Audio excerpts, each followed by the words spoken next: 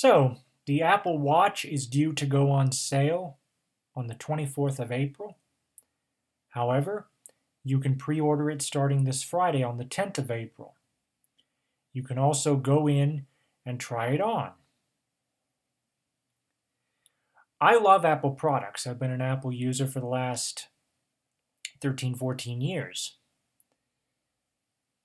Will I be going in to try an Apple Watch? No. I'll let that sink in for a moment for those of you that know that I'm always interested in trying the latest Apple gadget. All sunk in now? The reason is because this is a completely different category that Apple's never, ever, ever, ever tried to crack. Watches are more than just a timepiece. They are a fashion statement. And for a lot of guys that don't necessarily wear a lot of regular jewelry, I suppose a watch could be thought of in a sense as, in that respect, because a lot of times you'll see, if you go into the department stores, that watches will be packaged in along with the necklaces and the bracelets and whatnot.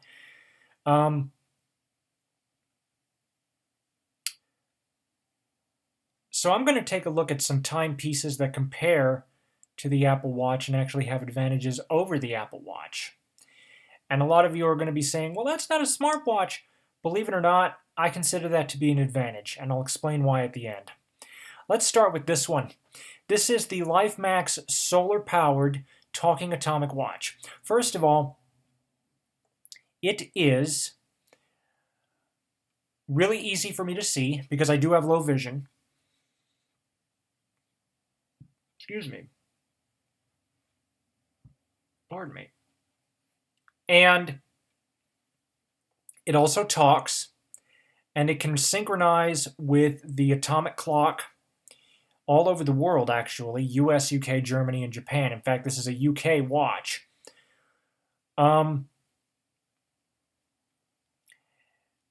Also, the metal steel band is extremely comfortable. And it is very easy to work with because of the audio prompts and not having to worry about glare getting on top of an LCD screen. And the biggest thing is that it's going to last forever. And this is why. Talking, solar run, and radio controlled. This is completely zero maintenance, and in my case is fully accessible. There are a lot of solar atomics for people who are fully sighted that do this, that can merit the same benefits. This watch is not locally available in the United States. You have to look on Amazon, and for a talking watch, it is a little pricey. I've seen it lately for over $100. I lucked out because I managed to get mine for under $100 with shipping, but I think that was because they were trying to get rid of some remaining stock to make room for more. Typically, I've seen it on Amazon and eBay at about $130, $140. But that's still a lot cheaper than the closest competitor, which is the Apple Watch Sport at $350. And for $350, you can't even get a metal band. You can't even get a metal band. Furthermore, this watch has Wi-Fi built into it. What exactly is Apple trying to do here? I remember reading a blog, I think it was on Mac Rumors, that suggested the Apple Watch, one of the benefits is that you don't have to use the iPhone, but Apple didn't come out directly and say it. Obviously, they don't want to cannibalize on the sales of their own product. But at the same time,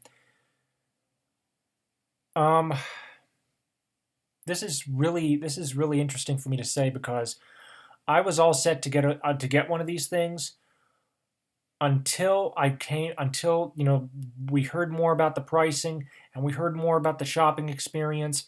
Apple's trying to penetrate a market that they've never done before, and they literally have zero experience in. They can put together a wonderful piece of technology, but to get it to people outside of the tech world, which is ultimately where watches are, that takes some doing. And they've hired a new retail chief that has effectively eliminated the need to stand in line at those Apple stores. I personally never did that. I don't see myself ever doing that. But at the same time, that's become a staple, especially ever since the first iPhone launch back in 2007. For the last 7 years, it's become a staple of Apple launches. People are going gaga over this thing, and yet they're saying, "Oh, I'm sorry, you have to wait and you have to, go home and order it." 3 o'clock. Well, then why the heck did I just waste all that gas to come out here? You know? So that's the $100 to $300 range. The next price up can be summoned up by this. This is a $1,000 radio-controlled watch, but it also is controlled via GPS satellites, which means infinite accuracy. The fact that it's a Casio G-Shock, that in itself means that this thing can stand up to anything and everything, so if you like to go outdoors, there you go.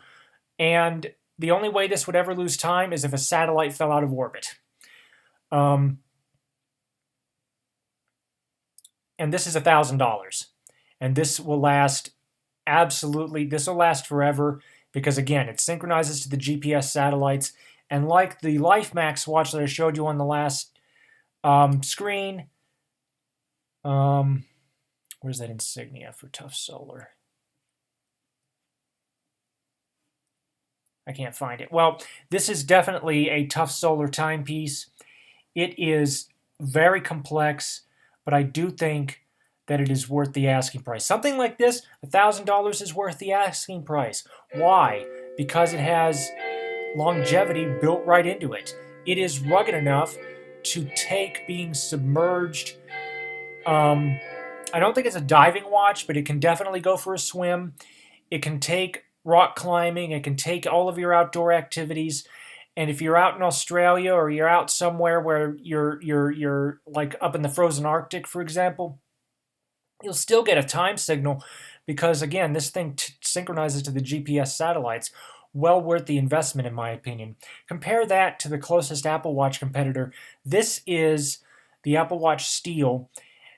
This runs almost $1,000. And again, I honestly don't know. I honestly do not know. And this is coming from a guy who is extremely excited about this. I'll go in at some point once the initial hype wears off, maybe when it comes closer to fall, maybe right around the September, October timeframe, maybe August.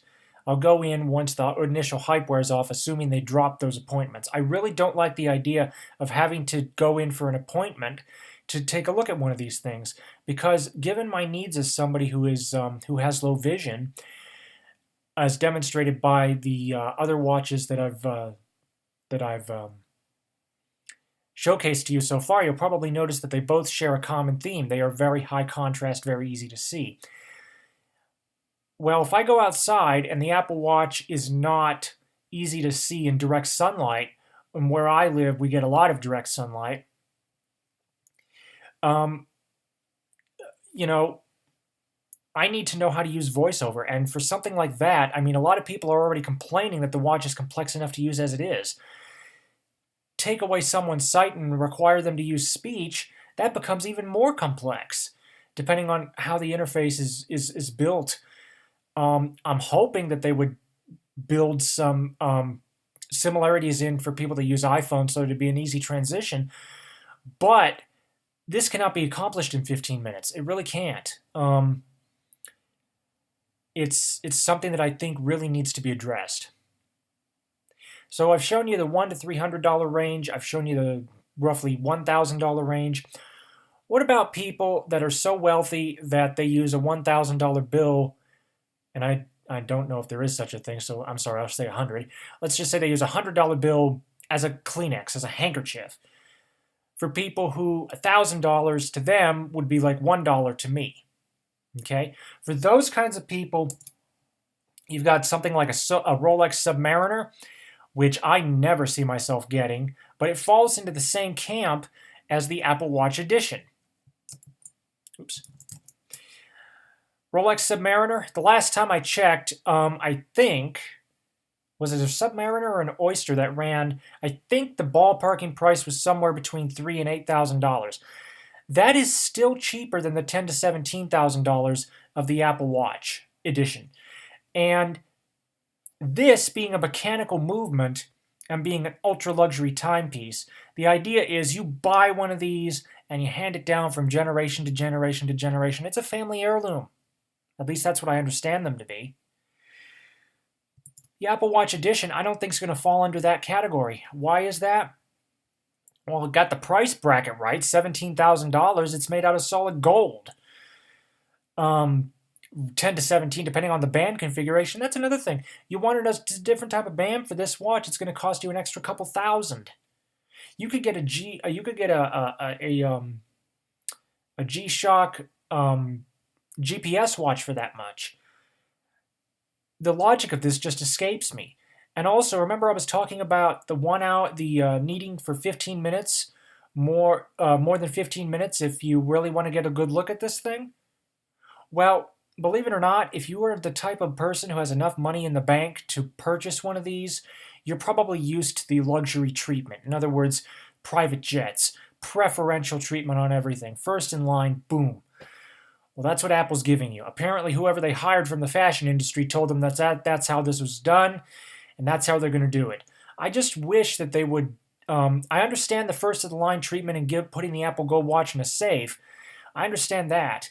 But I don't understand why the rest of us can only play with it for 15 minutes when somebody who's willing to drop 10 to 17 grand on a watch gets an hour. And you're probably thinking, well, they've got the kind of money, they're entitled to it. I think that's honestly nonsense. I think that at least that aspect of it, the time that you spend with the watch, should be open more to the public. And the reason is because, again, go back to the very first watch we examined. This LifeMax is $100. This is the low-end Apple Watch edition. That's $250 more, and you don't get the kind of longevity that you do with any of the regular timepieces that I've shown you so far in this video.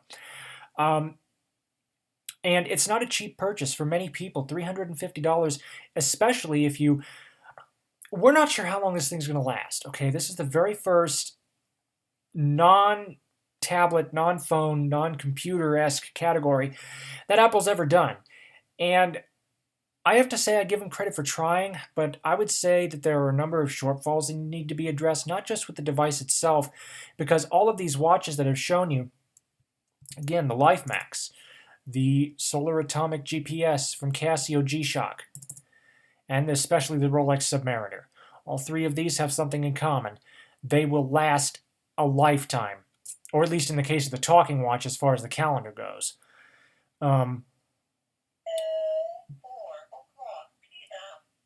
But yeah, it's just wow. I don't see the Apple Watch having that kind of longevity. Excuse me. And a lot of people are saying, well, we'll replace the battery for the first 3 years. 3 years, okay? That's still... This watch in front of me here, the Solar Atomics, any Solar Atomic, as well as this one that talks, those will last a very long time. The batteries in these will last at least 10 to 15 years. You replace it with a new CTL 1616, you're good for another 15 years.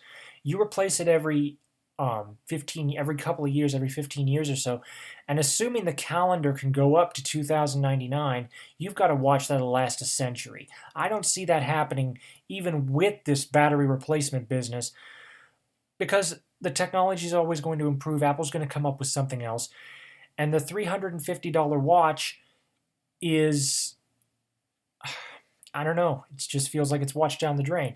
And you know, that might not be as big of a hurt as it would be for the Apple Steel, which is $1,000, or especially the gold Apple Watch. Again, these Rolexes are heirlooms. You would expect the Apple Watch Edition to be an heirloom. Think about it if you were a wealthy businessman and you passed this Apple Watch, this original Apple Watch, down to your grandchildren, and they're like, does it work? Oh, no, I'm sorry, son. It doesn't work anymore because the processor's out of date. Really? Now, I love Apple and I love their products, and they happen to be the gold standard for accessibility in the mobile market. Google's catching up and Microsoft's just starting, and I'm sure we're going to see some great things. But in terms of this, Personally, I think that Apple's trying too hard. I think they're dabbling where they shouldn't be. I don't know. A lot of the tech journalists are not sure about this either. A lot of people are rather disappointed that the number of the features of the Apple Watch that were going to come out that were being hyped have been dropped. I just don't know. I was originally going to get this. I don't see myself getting it now. It'll be interesting to see what everyone else thinks. I'd also like to know what you think. Thank you for watching. Comments are welcome, and have a nice day.